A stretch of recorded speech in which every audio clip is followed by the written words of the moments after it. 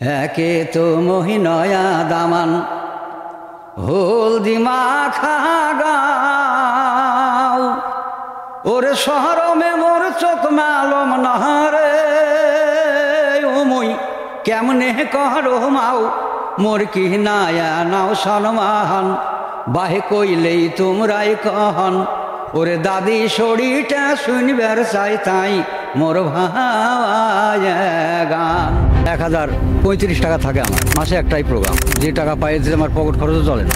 Radio থেকে কোনো কিছু পাওয়ার আশা নাই।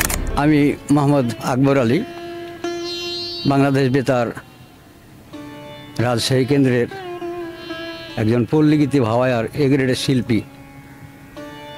আমার গ্রাম নবগঙ্গা। সঙ্গীতের জগৎটা আমি আগে কৃষি কাজ করতাম, তারপরে এখানে ওখানে মায়েকে বিয়ে টিয়ে শাদির গান হলে এখানে ওখানে গান করতাম। এই পর্যায়ে এন্ড্র কিশোরের সঙ্গে আমার পরিচয় হয়েছিল। উনি নিয়ে যে আমাকে সুরবাণী সঙ্গীত বিদ্যালয়ে ভর্তি করেছিল ওস্তাদ আব্দুল আজিজ বাচ্চুর কাছে। সেখান থেকে আমি গান শিখে এই জগতে আসছি এবং আমার রেডিওতে ঢোকা 37 বছর হলো।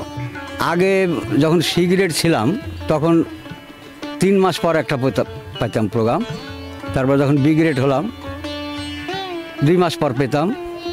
এখন এ গ্রেড হয়েছি, প্রতি মাসে একটা প্রোগ্রাম দেয়। আগে 262 টাকা ছিল, আমি গ্রেড উপরে হওয়াতে এখন 1150 টাকা দেয়। তার মধ্যে আবার ওখান থেকে আবার কেটে নেয় 115 টাকা। 1035 টাকা থাকে আমার মাসে একটাই প্রোগ্রাম। আমি কিছুদিন গানের স্কুল চালিয়েছিলাম কয়েকটা গ্রাম,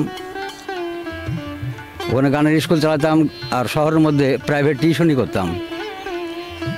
এইভাবে চলাফেরা করতাম। তারপরে তথ্য মন্ত্রণালয়ে কিছুদিন চাকরি করেছিলাম। বর্তমানে আমি 4 বছর থেকে বেকার, কিছু করি না আর কি। তারপরে সঙ্গীতে আসলে রেডিওতে গান করে তো কিছুই হয় না, যে টাকা পাইতে আমার পকেট খরচও চলে না। আমি কোনো সাহায্য কারোর কাছে পাইনি। তবে গতবার বলতে গেলে আপনার জুন ফাইনালে আমার ছোট ভাই কিভাবে কি দরখাস্ত করে রেখেছিল তা জানি না। আমার ছোট ভাইয়ের নাম আব্দুর রশিদ, উনি আমাদের রাজশাহী শিল্পকলার টিচার। দিয়ে আপনার জুলাইয়ে 15,600 টাকা একটা ঢাকা মন্ত্রণালয় থেকে একটা চেক পেয়েছিলাম। জীবনযাপনটা এখন বর্তমান খুব কষ্টে যাচ্ছে। আর রেডিও থেকে কোনো কিছু পাওয়ার আশা নাই আমাদেরকে, কোনো স্যালারি বা কোনো ওই যেটা যখন প্রোগ্রাম পাই সেইভাবেই টাকা দেয়। ওখান থেকে কোনো আমরা নগদ কিছু আমরা পাবো না। এবং আমার আর একটা পরিচয় আছে, আমি 98 সালে জাতীয় পর্যায়ে পাশ করেছিলাম। এরপরে ওই জাতীয় পর্যায়ের ওই সার্টিফিকেট নিয়ে আমি ঢাকাতে আপনাদের দোয়াই বড় বড় প্রোগ্রাম করেছি। ঢাকা ধূপখোলা মাঠে গান করেছি, বিজয় সরণি মাঠে গান করেছি, ঢাকা শিল্পকলার পাশে ইঞ্জিনিয়ারিং ইনস্টিটিউট আছে ওখানে গান করেছি, ঢাকা মৌচাক ভবনে গান করেছি, ঢাকা শফিপুর গান করে আসছি। এসব জায়গায় আমি গান করেছি বড় বড় অনুষ্ঠানে। ছেলেমেয়েরা, আমি যেহেতু সাধারণ ঘরের ছেলেমেয়েদেরকে অল্প কিছু লেখাপড়া করাতে পারছি, বেশি লেখাপড়া করাতে পারিনি।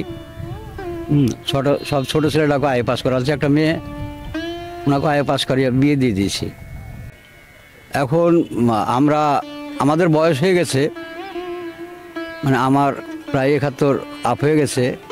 বর্তমান আমরা শুধু আমি নয়, আমরা যারা এই ধরনের শিল্পী আছি তাদেরকে যদি সরকার থেকে কোনো সহযোগিতা আমাদেরকে করেন তাহলে হয়তো ভালো হয়। কারণ আমরা এমনি বেকার হয়ে গেছি, আমরা চলবো কী করে? যদি সরকার একটু আমাদেরকে দেখে তাহলে হয়তো আমরা উপকৃত হব আর কি। যারে ছেড়ে